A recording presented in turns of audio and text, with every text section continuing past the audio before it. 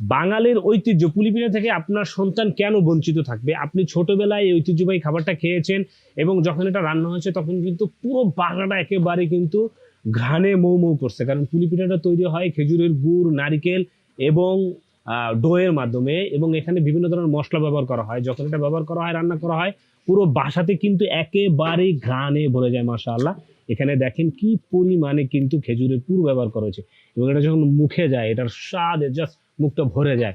কারণ আপনারা ছোটবেলা খেয়েছেন, জানেন। আপনাদের সন্তানরা কিন্তু এগুলো থেকে বঞ্চিত হচ্ছে। কেন বঞ্চিত হচ্ছে? কারণ এখন আর আমাদের কাজের যে ব্যস্ততা, এই ব্যস্ততা কিন্তু এখন আর এগুলো আমরা তৈরি করতে পারি না, এবং সেই স্বাদটা আমাদের বাচ্চাকে দিতে পারি না।